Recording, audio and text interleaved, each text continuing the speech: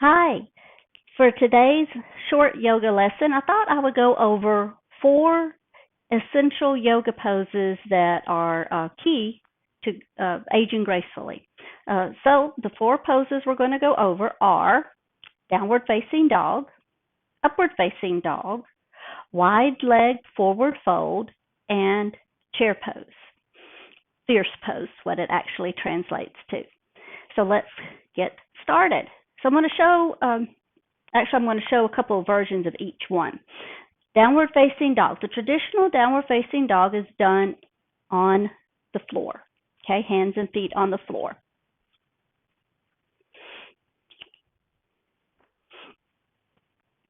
So we start with on hands and knees, hands underneath the shoulders, knees underneath the hips. We're going to take our hands about a palm's length up toward the front of your mat. Now, look about a foot or so in front of you. Lift and spread your collarbones, bringing your shoulders onto your back. Now, engage the belly. Curl your toes under. We're going to lift the hips up toward the wall behind us. Ears come toward the arms. Then, work on straightening the legs. Now, if straightening the legs makes the back bow, don't worry about straightening the legs. We want to have the back nice and straight and then work on stretching the legs straight. We're trying to get more of our weight into the legs than into the arms.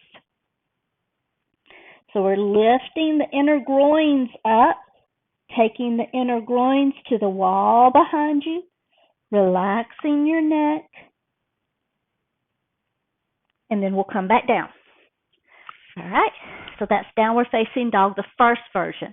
The second version we're going to go over is doing it with the chair. So I'm going to bring just a normal chair here. You can use any type of chair that you have. I happen to have a desk chair, so this is what I'm showing you.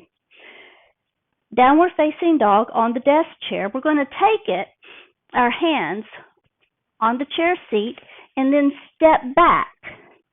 Let's take the feet behind your hips. So taking the hips back. We do the exact same thing, lifting and spreading the collarbones, shoulders away from the ears. Now bring your hips back.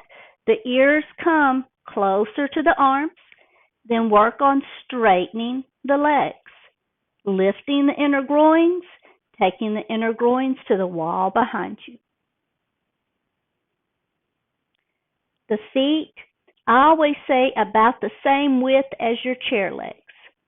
To come out, lift your eyes and walk to your chair. So that's 2 versions for downward facing dog. All right, so we're going to go on into upward facing dog, and I'm going to start with the chair version. We start in downward facing dog, so we're going to step back. In downward facing dog, instead of having your feet behind your hips, let's walk your feet up just a little so that they're more in line with your hips. Same thing, lift and spread the collarbones, shoulder blades away from the ears. Now, bring the hips back, back, back, back. Hold your shoulders. Come forward into plank. And then bring the chest through the arms. The chest lifts up. The front of the thighs reach toward the chair seat. Shoulders are away from the ears. Then swing the hips back to our short down dog. Right? And then you'll step forward. So that is with the chair. Now, let's move on to the floor.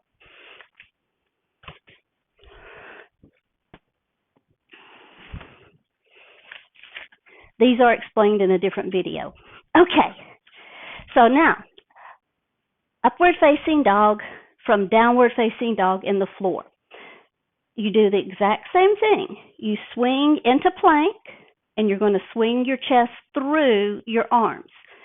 If you have shoulder issues, feel free to stop at plank. You don't have to go all the way through if that bothers a shoulder, rotator cuff, or anything. Okay, so I'm going to use my wedges to demo this. Lift your hips up and back. We're coming into downward facing dog again.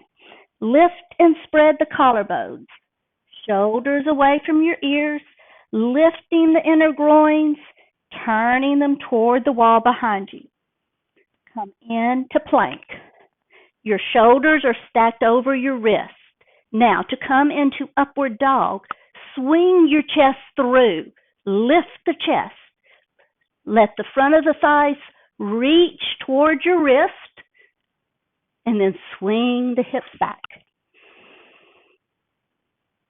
Come down. For working with down dog to upward dog, try to avoid letting the shoulders come around the ears. That's the tendency. We want to keep the shoulders away from the ears at all times. So that's our first two poses. Moving on to chair pose, Utkatasana.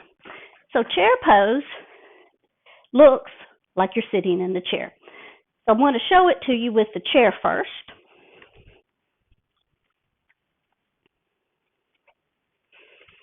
Okay, so you're sitting in your chair, and you're going to take your feet. Notice I'm sitting toward the middle front of my chair. Take your feet back so they're underneath you just a little bit. Your heels are still touching the floor. Your knees and toes line up. They're going the same direction. Lift your chest. We're going to lift the arms. Hinge slightly forward. Press into your heels and lift your hips up. Okay? So we're lifting the chest, lifting the belly, and then we're going to sit back down. A couple of options.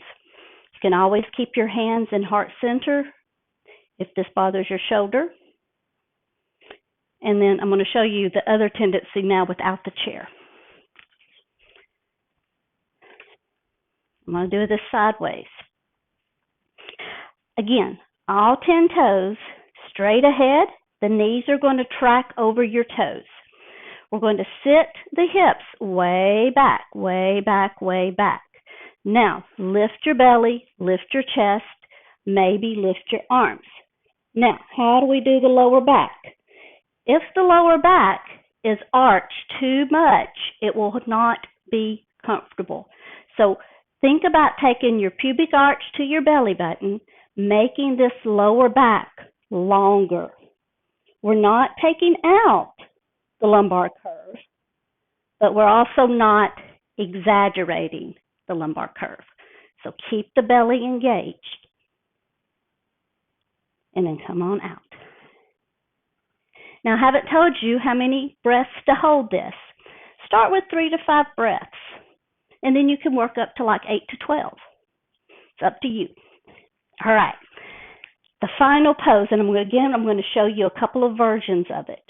This is wide leg forward fold. Using the chair. I'm going to put the chair in front of me briefly.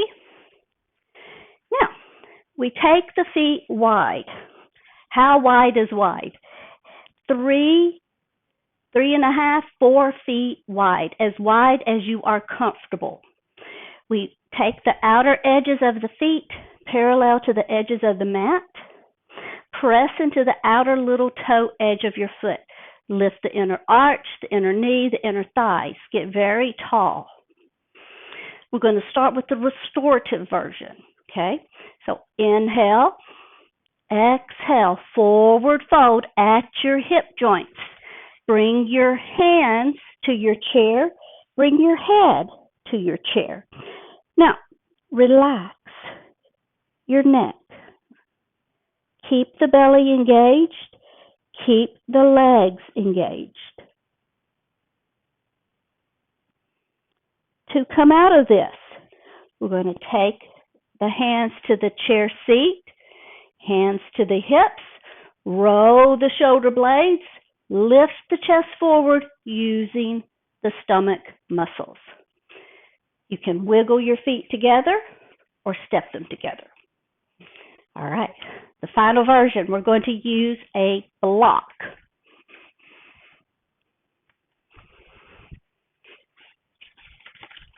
If you do not have a block, remember you can use a couple of thick books. You can use a yoga block, whatever you happen to have at home. Start the same way. Step the feet wide. Outer edges of the feet parallel to the short ends of your mat. Lift the inner arches, inner knees, inner thighs. Get very, very tall. We're going to hinge at our hip joints. Take a big inhale. Exhale, forward fold. Keep the belly engaged. We're going to start with bringing the hands to your block. Remember, blocks have multiple heights, whatever your hamstrings are feeling today. Now we're lifting the chest, keeping the belly engaged, keeping the legs engaged.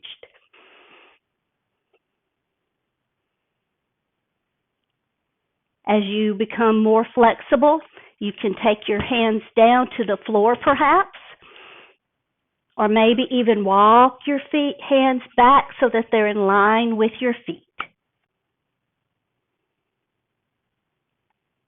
To come out, walk the hands forward. Bring your hands to your hips, shoulder blades on the back. Hold your belly in and lift your chest up, up, up, up, up. Again, you can step or jump your feet together. Okay, so that's the 4 essential yoga poses for aging gracefully.